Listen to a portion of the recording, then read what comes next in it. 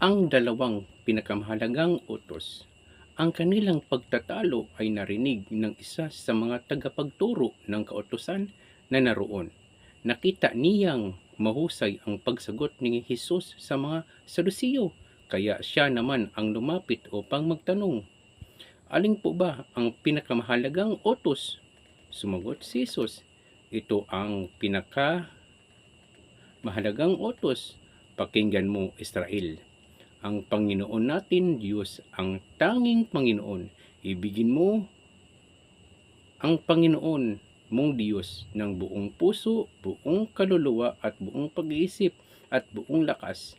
Ito naman ang pangalawa, ibigin mo ang iyong kapwa gaya ng pag-ibig mo sa iyong sarili.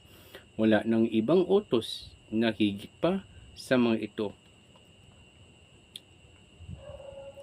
Wikang tagapagturo ng kautusan. "Tama po, guro.